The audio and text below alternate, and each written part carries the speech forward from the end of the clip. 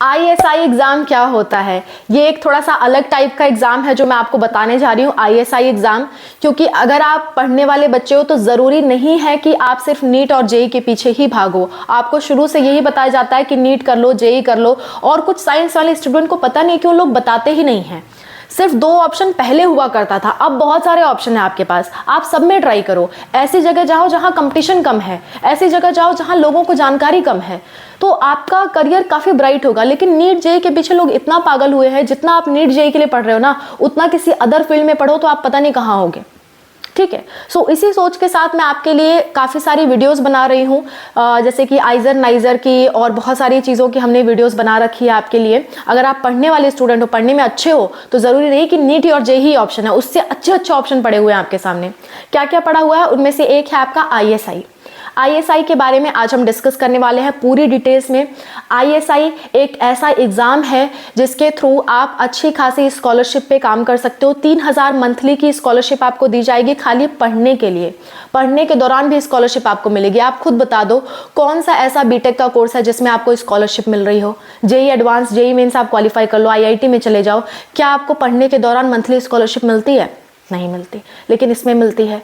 क्या आपको पढ़ने के दौरान MBBS में स्कॉलरशिप मिलती है? नहीं मिलती, लेकिन आइजर नाइजर में मिलती है। ठीक है, सो इस तरह से आप थोड़ा अपने लिए अलग स्कोप ढूंढो। आपको पसंद आता है तो करो, आपको नहीं पसंद आता है तो अपने वापस से उस टॉपिक पे चले जाओ, जेई मेंस पे। पर हमारा मकसद ये है कि हम आपको अलग अलग एग्जाम्स के बारे में बताते रहें। फिलहाल हम लोग ISI वाले टॉपिक पे आते हैं। सब कुछ इस बारे में जानकारी दूंगी। फॉर्म फीस, एग्जाम कब होता है, एग्जाम फॉर्म कब आता है, क्या पेपर पैटर्न है, कौन एलिजिबल है, कौन नहीं एलिजिबल है, सब कुछ हम डिस्कस करेंगे। Let's start. Hello everyone, welcome to Spark Up classes. This is Suman Yadav. ISI का फुल फॉर्म है इंडियन स्टैटिस्टिकल इंस्टीट्यूट, यानी कि इसमें आपको स्टैटिस्टिक्स के बारे में समझाया जाता है, पढ़ाया जाता है और इसमें आपको एक्सपर्ट किया जाता है। स्टैटिस्टिक्स का क्या रोल है, मैं थोड़ा सा आपको रोल समझा देती हूँ, तब आपको ये कोर्स समझ में आएगा। क्योंकि जब तक कोर्स समझ में ना आए तो उसके बारे में जानना सब कुछ बेकार है। आपको समझ में आना चाहिए कि उस कोर्स में आप करने क्या वाले हो। बेसिकली आप जानते हो कि जनगणना होती है हमेशा, ठीक है, हर 12 साल पे लगभग जनगणना होती है, जिससे पता चलता है कि इंडिया की आबादी कितनी बढ़ रही है। ये तो बहुत ब्रॉड लेवल की बात हो गई, लेकिन एक छोटे लेवल की बात करें। जैसे मान लो कि आपको कई बार सर्वे फॉर्म देखने को मिलता होगा। अगर आप किसी मॉल वगैरह में जा रहे हो तो वो आपसे फीडबैक फॉर्म मांगते हैं कि हमारा फीडबैक दो, कैसा था, कैसा नहीं था। ठीक है, लोग आजकल इस चीज़ को बहुत सीरियसली लेते हैं। जैसे मान लो आपको कोको कोला की कंपनी स्टैब्लिश करनी है, मान लेते हैं कोको कोला एक कोल्ड ड्रिंक है, उसकी कंपनी आपको स्टैब्लिश करनी है। ठीक है, तो उस कंपनी को स्टैब्लिश करने के दौरान आपको ये सोचना पड़ेगा कि अगर आप बहुत पूंजी लगा करके उस कंपनी को बना रहे हो तो उसके क्या फायदे हो सकते हैं, क्या नुकसान हो सकते हैं, कितना प्रॉफिट मिल सकता है, और कितने साल बाद, जितनी हम लागत लगा रहे हैं, कितने साल बाद हमको वो प्रॉफिट के तौर पे मिलेगा। जैसे मान लो आपने 100 करोड़ की कंपनी लगाई, मान लेते हैं 100 करोड़ की कंपनी लगाई, और उसको मतलब जो आप प्रोड्यूस कर रहे हो, जैसे कोको कोला की 100 करोड़ की कंपनी है, आप कोको कोला प्रोड्यूस कर रहे हो और उसको 10 साल लग जा रहे हैं 100 करोड़ कमाने में, 10 साल लग जा रहे हैं 100 करोड़ कमाने में, तो क्या वो आपके लिए फायदेमंद है? उतना नहीं है। आपको अगर पसंद आता है तो आप कर सकते हो, नहीं पसंद आता है तो मत करो। लेकिन ये गणना करेगा कौन कि 10 साल बाद जाके आपको फायदा होगा, क्योंकि इतनी लागत लग रही है, इतने लोग इसे खरीद रहे हैं, इतने लोग नहीं खरीद रहे हैं, इतने लोगों को पसंद आता है या इनको नहीं आता है। तो इनकी गणना कौन कर रहा है, इनका अंदाजा कौन लगा रहा है? इनका अंदाजा लगाते हैं डेटा एनालिस्ट। डेटा एनालिस्ट कैसे बनते हैं? स्टैटिस्टिक्स पढ़ के बनते हैं। इसी तरह से होता है आपका रिस्क एनालिस्ट, यानी कि किसी कंपनी को आप एस्टैब्लिश कर रहे हो तो कितना % चांस है उसके ग्रो करने का, कितना % चांस है उसके कोलैप्स करने का। रिस्क एनालिस्ट का काम जो होता है वो भी स्टैटिस्टिक्स वाले करते हैं। स्टॉक मार्केट जो आप देख रहे हो, स्टॉक मार्केट में भी स्टैटिस्टिक्स का बहुत ज़्यादा रोल है। आप जो भी डेटा साइंस का नाम सुन रहे हो प्रेजेंट टाइम में, डेटा साइंस में भी जो आपके ISI वाले हैं, यानी कि स्टैटिस्टिक्स वाले हैं, इनका बहुत ज़्यादा रोल होता है। सो स्टैटिस्टिक्स की कंटिन्यूसली जॉब निकलती रहती है। थोड़ा सा टफ पड़ता है ये सब्जेक्ट्स, लेकिन इसकी जॉब इतनी निकलती है, आप समझ सकते हो 99% तक लोगों का प्लेसमेंट इसमें होता है। डेटा साइंस का जो फील्ड है, जो एनालिस्ट का फील्ड है, वो इतना ज़्यादा तेज़ी से ग्रो कर रहा है कि आने वाले कल में इसकी काफ़ी सारी जॉब अपॉर्चुनिटीज़ होने वाली है। और प्रेजेंट टाइम में भी देखा जाए, जो भी लोग स्टैटिस्टिक्स पढ़ रहे हैं उनमें से मैक्सिमम लोगों का कहीं ना कहीं जॉब ज़रूर लग रही है, कहीं ना कहीं प्लेसमेंट ज़रूर लग रही है। क्योंकि जिस जिस तरह से इंडस्ट्रीज ग्रो कर रहे हैं, इंडस्ट्रियलाइजेशन बढ़ता जा रहा है, कंपनीज बढ़ती जा रही हैं, तो एनालिस्ट लोगों की जॉब्स भी बढ़ती जा रही हैं। और जो भी एनालिस्ट होते हैं वो कहीं आपको ऐसे कम सैलरी पे जॉब करते नहीं दिखाई देंगे, वो आपको अच्छी खासी सैलरी पे ही जॉब करते दिखाई देंगे, और ऐसे लोग होते भी बहुत कम हैं, इसलिए इसकी सीट्स भी बहुत कम है। लेकिन उतना ज़्यादा कंपटीशन नहीं है, उतना ज़्यादा लोग इस फील्ड में जाते नहीं हैं, इसलिए मैं आपको इस फील्ड के बारे में बता रही हूँ।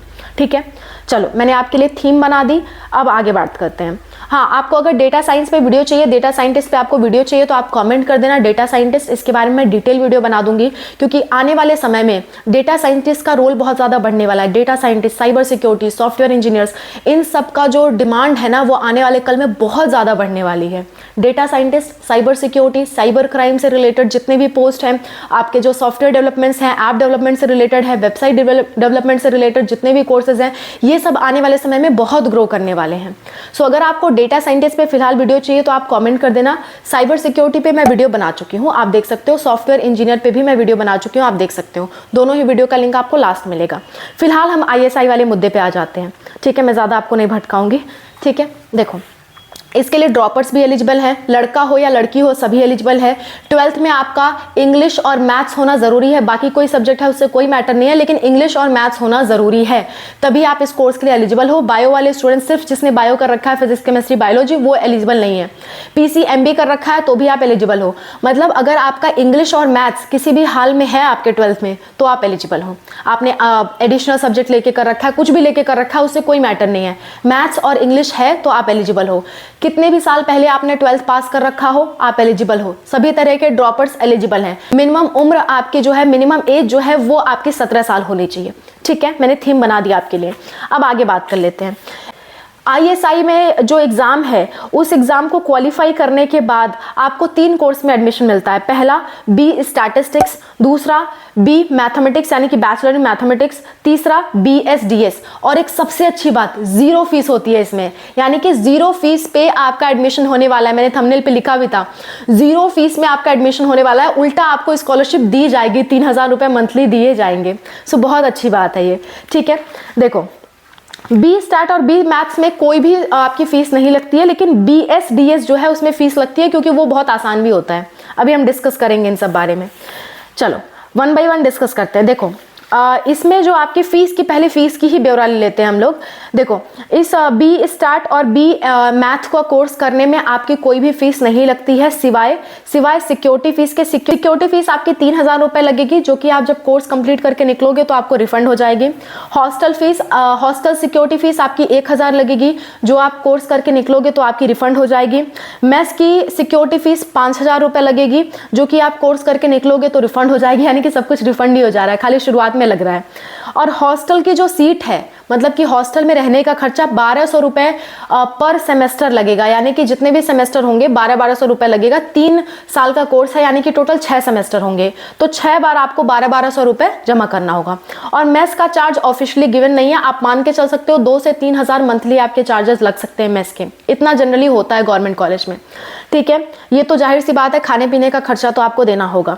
और इतनी ही फीस लगती है और कुछ भी नहीं लगता है। मतलब इसमें मैक्सिमम चीज़ें रिफंड हो जा रही है, खाली आपको खाने का खर्चा देना है। हॉस्टल में रहने का खर्चा भी बहुत कम है, एक सेमेस्टर में 1200 रुपये। सोच के देखो आप कितना कम है, यानी कि 200 रुपये महीना आपको देना है सिर्फ।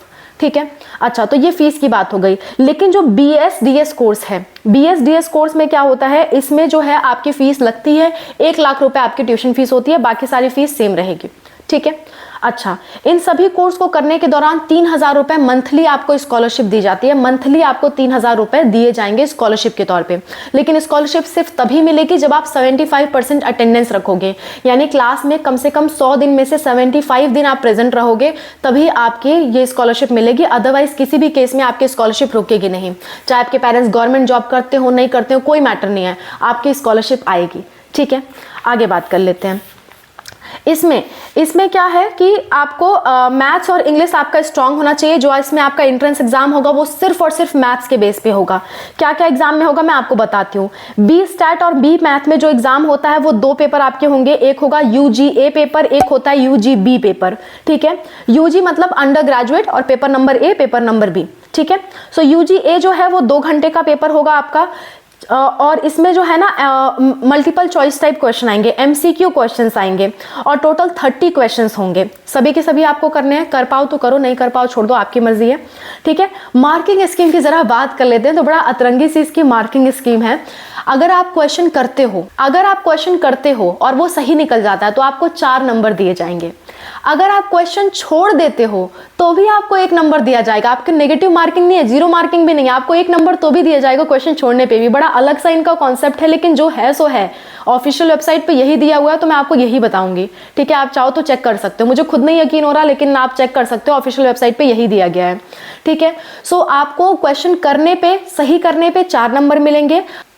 आपको क्वेश्चन करने के 4 नंबर, अगर आप सही कर रहे हो तो 4 नंबर मिलेंगे, अगर आपने गलत कर दिया तो 0 नंबर मिलेगा, और अगर आप क्वेश्चन छोड़ दे रहे हो तो छोड़ने के भी आपको 1 नंबर मिल रहे हैं।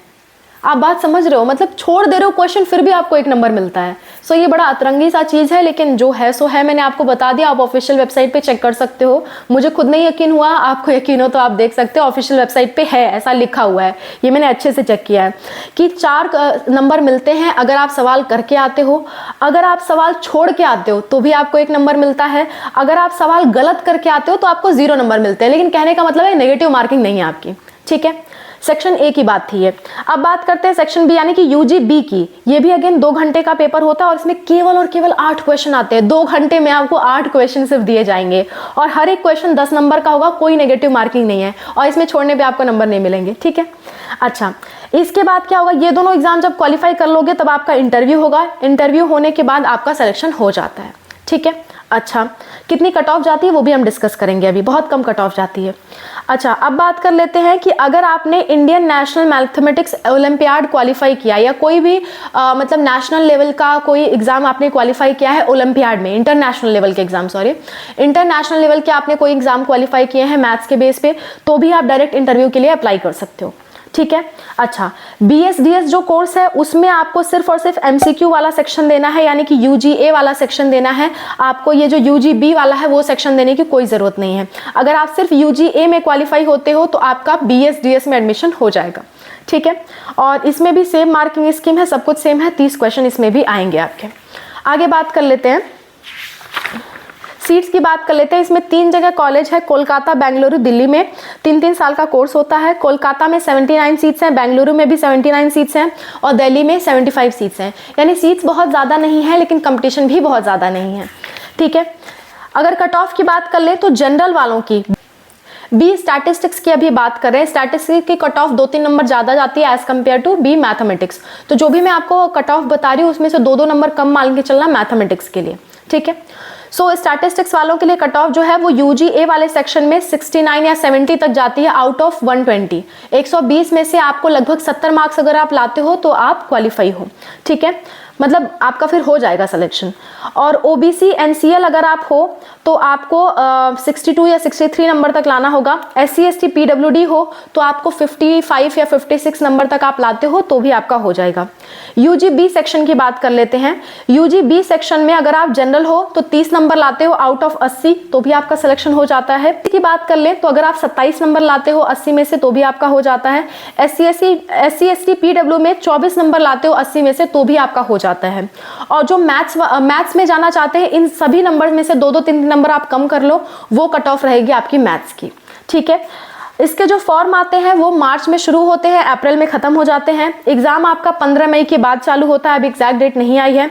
रिजल्ट आपका जून में आ जाता है। एग्जाम फॉर्म के फीस की बात करें तो जनरल कैंडिडेट हो और अगर आप मेल हो तो 1500 रुपए है।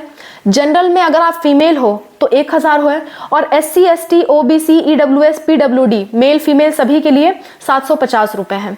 सब कुछ मैंने आपको डिटेल बता दिया। एक और बात कि एग्जाम केवल और केवल इंग्लिश मीडियम में होगा, हिंदी मीडियम में नहीं होगा, क्योंकि मैथ्स का एग्जाम है तो हिंदी क्या ही कराएंगे वो। मैक्सिमम मैथ्स वाले बच्चे हिंदी इंग्लिश से ज़्यादा घबराते नहीं है।